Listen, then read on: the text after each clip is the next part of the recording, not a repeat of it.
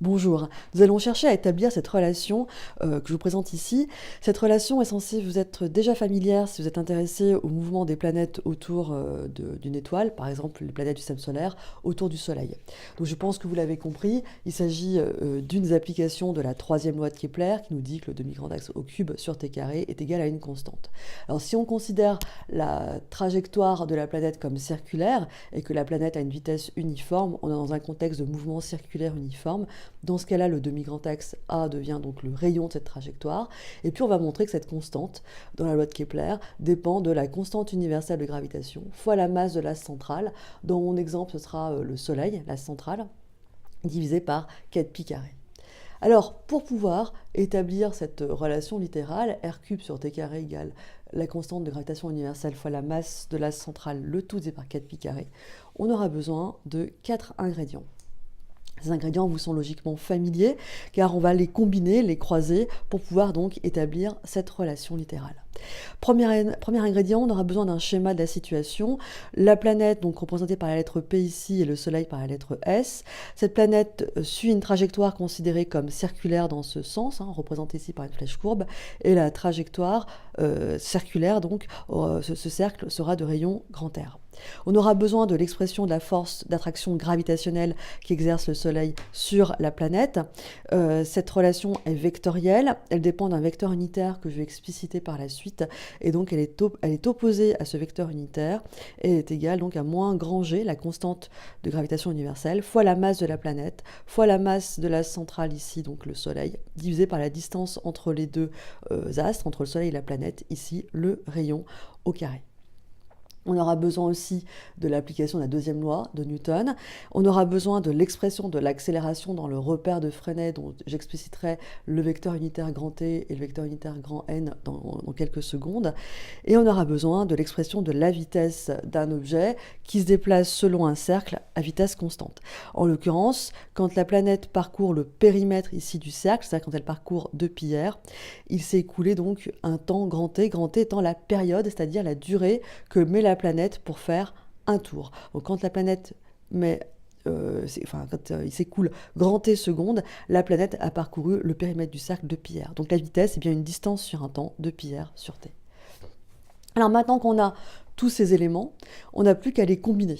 Alors pour cela, on va commencer donc d'abord à reprendre le schéma de la situation qu'on va un petit peu étoffer. En effet, j'ai représenté ici la force d'attraction gravitationnelle exercée par le Soleil sur la planète, qui est une force attractive orientée vers le Soleil. Et pour l'expression de cette force, on utilise en général un vecteur unitaire petit u qui est de sens contraire. J'ai explicité aussi en rose les vecteurs unitaires n et t pour le repère de Freinet qu'on utilisera par la suite.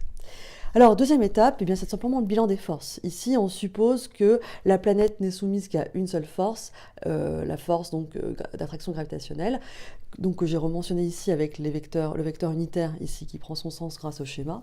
Et on passe tout simplement, une fois qu'on a recensé les forces, eh bien, on applique directement la deuxième loi de Newton qui nous dit que la somme des forces extérieures appliquées au système, ici le système c'est la planète, est égale à la masse de cette planète fois son accélération. Autrement dit, comme ici, il n'y a qu'une seule force, donc la somme des forces se réduira donc à une seule force, cette force d'attraction gravitationnelle. Alors, on a l'expression vectorielle de la force gravitationnelle, on va donc remplacer ce f vecteur par son expression vectorielle, et puis on se rend compte qu'on peut simplifier par la masse de la planète. On l'a à gauche et à droite de l'égalité, donc on peut simplifier sans problème. D'où cette première expression intermédiaire de l'accélération de la planète, qui est donc l'opposé du vecteur unitaire, et qui donc est égal à moins g fois la masse du Soleil sur r carré. Donc on commence à voir qu'on se rapproche un petit peu, on a un bout d'expression en tout cas qui rappelle un des membres de l'expression littérale qu'on cherche à établir. Alors, ce qui devient intéressant, c'est que l'expression d'accélération, dans le cas d'un mouvement circulaire, on la connaît dans le repère de Freinet. Je vous l'ai rappelé ici. Donc, toute l'astuce va être de combiner cette expression d'accélération dans le repère de Freinet avec l'expression de l'accélération qui découle d'une application de loi de Newton.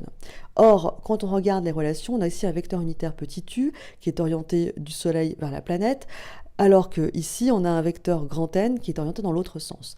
Eh bien, comme ces vecteurs unitaires ont la même norme, mais de sens contraire. On a donc u vecteur qui est égal à moins n vecteur, d'où l'expression de l'accélération qui est quasiment la même que dans la situation précédente, sauf que le moins u vecteur est remplacé par n vecteur. Alors ça, c'est la première étape qui est importante, et cette expression de l'accélération, on va la mettre de côté, car on va l'exploiter par la suite. Revenons au repère de Freinet. On connaît l'expression d'accélération dans un tel repère. Cette accélération est égale au vecteur tangentiel fois la dérivée de la vitesse par rapport au temps, plus v carré sur r fois le vecteur normal.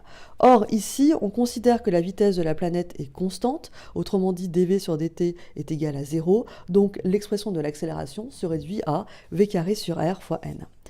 Or, on le sait, la vitesse c'est égal à 2πr sur t, donc si j'élève cette expression v carré, ça nous fait donc 4π2 r carré sur t carré. Donc vous réinjectez cette expression de v carré à la place ici du v carré, on obtient donc 4π2 r carré sur t2.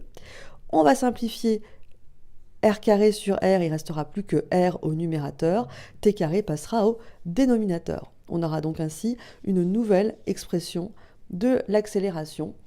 Ici, elle est issue, cette expression, de l'expression d'accélération dans le repère de Freinet, en tenant compte du fait que la vitesse est constante. On a donc deux expressions de l'accélération qu'on n'a plus qu'à égaler. Cette expression est égale à celle-ci, parce qu'on a des vecteurs grand N. On va pouvoir simplifier. Ainsi, on a donc 4π carré r sur t carré égale grand G fois la masse, ici de la centrale, le Soleil, sur r carré. Le r carré, on va le passer dans le membre de gauche de l'égalité. D'où 4π2 r cube sur t carré égale G fois la masse du Soleil. Et on passe 4π2 à droite du membre de l'égalité pour retrouver donc la troisième loi de Kepler dans le cas, on va faire un peu de place, excusez-moi, dans le cas de un mouvement circulaire et uniforme, enfin en tout cas un mouvement circulaire uniforme pour la planète considérée. Voilà, j'espère que vous en savez un petit peu plus sur l'établissement de cette relation, ce qui est un grand classique dans les exercices de bac. C'est l'occasion pour moi de vous rappeler qu'effectivement, dans la fameuse constante ici de Kepler, on a notamment une dépendance avec la masse de l'astre central autour duquel tourne la planète. Il ne vous reste plus qu'à me faire quelques exercices typiquement d'annales de bac, et je vous dis à bientôt.